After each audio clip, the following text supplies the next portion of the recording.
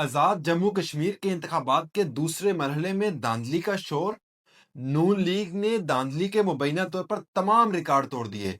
Peoples party के रहनुमा सारा दिन चीख चीख कर नून लीग पर धांधली के इल्जामात लगाते रहे और रिजल्ट आते ही वो इल्जामात सच्चे साबित हो गए।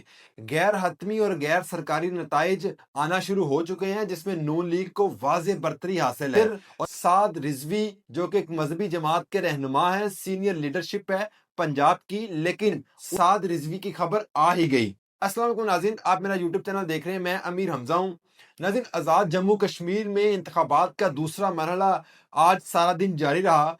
पंजाब, इस्लामाबाद, रावलपिंडी, पेशावर और मुजफ्फराबाद में इंतखाबात के हवाले से पोलिंग का सिलसिला जारी रहा। सुबह 8 बजे पोलिंग का सिलसिला शुरू हुआ और ये पोलिंग का अमल शाम 6 बजे तक जारी रहा। इलेक्शन कमीशन की जानब से पहले की तरह, जिस तरह मीरपुर डिवीजन में इलेक्शन कमीशन ने 1 घंटा तोसी की थी, इसी तरह आज मुजफ्फराबाद डिवीजन भर के पोलिंग स्टेशन पर उन्होंने 1 घंटा तोसी कर दी। अब उन इलेक्शंस का रिजल्ट आना शुरू हो चुका है। अब उस रिजल्ट में एक बड़ी पेशरफ सामने आई है। वो ये कि जो पीपल्स पार्टी सारा दिन नून लीग पर धांधली का इल्जामात लगाती रही, पीपल्स पार्टी के रहनुमा प्रेस कॉन्फ्रेंस कर रहे थे, नून लीग पर बार चीख चीख कर धांधली के इल्जामात लगाते रहे। वो जब रिजल्ट आया तो चीजें सामने आ चुकी हैं कि नून लीग को मुजफ्फराबाद डिवीजन भर में भी वाज़ेह बरतरी हासिल हो चुकी है। अब कुछ रिजल्ट है मेरे पास जो कि गैर हतमी गैर सरकारी नताइज हैं, आपके सामने रखूंगा। और फिर एक मुज़क्का खेज खबर यह है कि सिर्फ एक ऐसा पोलिंग स्टेशन है, एक ऐसा हल्का है जहां पर पीपल्स पार्टी को बरतरी हासिल हुई है। वो कौन सा हल्का है, पहले उसकी बात कर लें। ये हल्का है किमाड़ी के पोलिंग स्टेशन पर पीपल्स पार्टी के अब्दुल कादिर चौहान को बरतरी हासिल हुई है।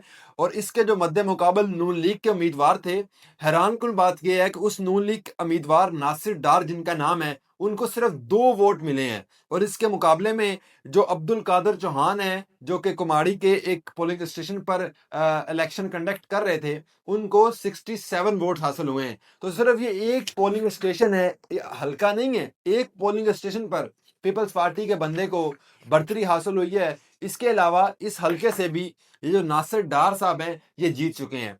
अब चूंकि महाजरीन के इंतखाबात भी हो रहे थे, महाजरीन की टोटल 12 नशिस्तें हैं जिन पर पंजाब और इस्लामाबाद में और पेशावर में इंतखाबात हो रहे थे। मैंने आज सारा दिन इन इंतखाबात को कवर किया। मैं इन इंतखाबात के जो टर्न आउट है या वोटर्स की तादाद का आई विटनेस भी हूँ। मैंने ये देखा कि सिर्फ और सिर्फ 3 या 4% वोटर्स की तादाद जो है वो सड़कों पर निकली है। अब आपको अगर मैं इसके रिजल्ट बताऊं और इसकी पूरी मजमूई तादाद बताऊं, तो जो 12 नशिस्तें थी महाजरीन की और जो 9 नशिस्तें थी जो मुजफ्फराबाद डिवीजन भर में जिन पर आज इंतखाबात हो रहे थे, इनमें मजमूई तौर पर वोटर्स की तादाद तकरीबन 12 लाख से जायद है, जो कि इलेक्शन कमीशन ने एक अदाद शुमार जारी किए हैं। लेकिन अगर हम इसको यूं कहें कि वोटर्स मजमूई तौर पर 12 लाख में से सिर्फ 2 या 2.5 लाख वोटर्स ने अपना हक राहदही इस्तेमाल किया, तो ये गलत ना होगा। तो यहाँ से आप अंदाज़ा लगा सकते हैं कि आज़ाद कश्मीर के दूसरे मरहले के इंतखाबात में वोटर्स का टर्न आउट कितना रहा।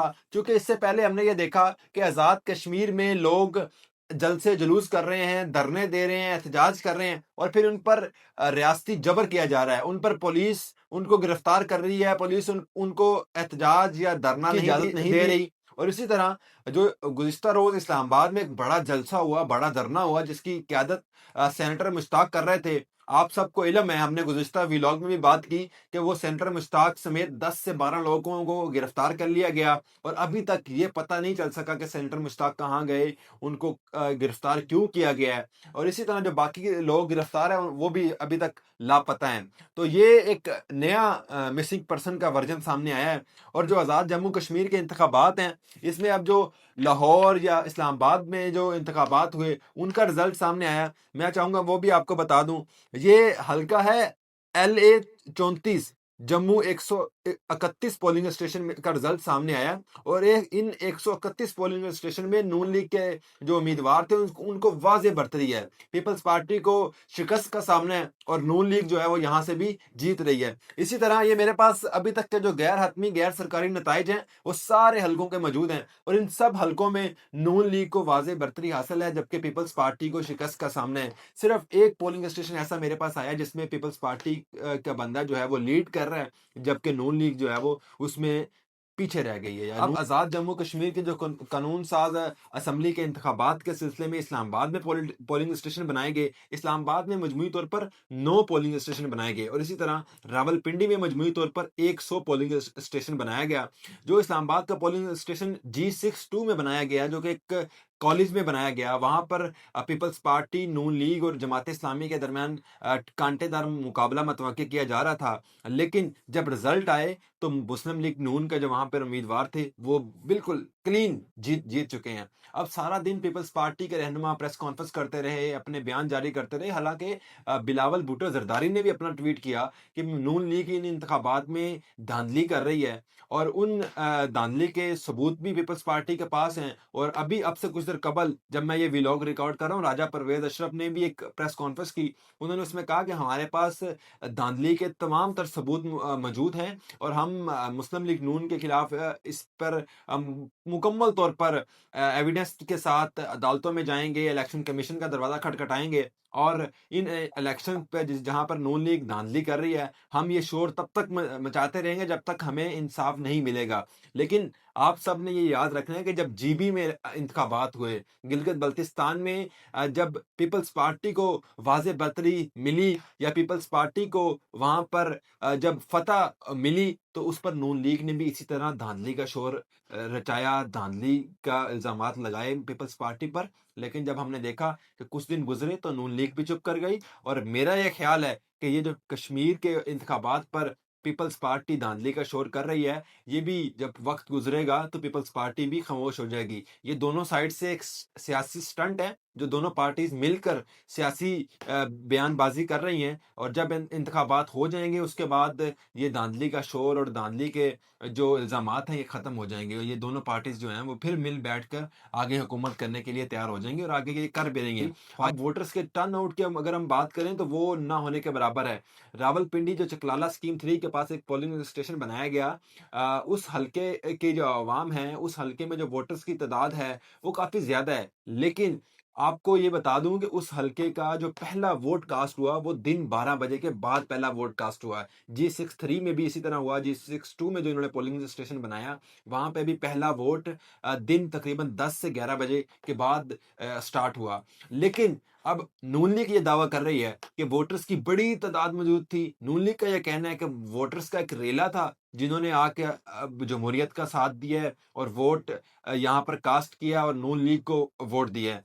अलबत्ता अब इस सारे का ऑफिशियल रिजल्ट क्या निकलेगा वो आप सबको समझ आ चुकी होगी कि आज़ाद जम्मू कश्मीर के दूसरे मरहले में भी नून लीग को वाज़े बरतरी हासिल है। अब हम बात करते हैं मिसिंग पर्सन के हवाले से। गुज़िश्ता दिनों मैं बलूचिस्तान में गया और बलूचिस्तान में मैंने बहुत सारे सीनियर आर्मी पर्सन से भी मुलाकात हुई, बलूचिस्तान के स्टूडेंट से मुलाकात हुई, वहाँ के आम अवाम और शहरियों से मुलाकात हुई। तो चूँकि बलूचिस्तान के हवाले से भी एक बात ज़ेर गश्त है, वो है मिसिंग पर्सन कि बलूचिस्तान की बहुत सारी अवाम ऐसी है जो मिसिंग पर्सन हो चुके हैं जिनका आज तक पता न चल सका। लेकिन चूँकि मिसिंग पर्सन बलूचिस्तान में तो हैं, जिसको रियासत तो नहीं मानती। रियासत जो ये बयान देती है कि मिसिंग पर्सन है ही नहीं, मैं समझता हूँ कि वो बयान जो है वो गलत है। वो एक बयानिया है, लेकिन मिसिंग पर्सन है। जितने मिसिंग पर्सन बलूचिस्तान की अवाम बताती है, जितने मिसिंग पर्सन वहाँ पर जो दहशतगर्द तंजीमें हैं या उनके जो अलाकार हैं वो बताते हैं, उतने नहीं हैं। हैं ज़रूर, उससे कम है।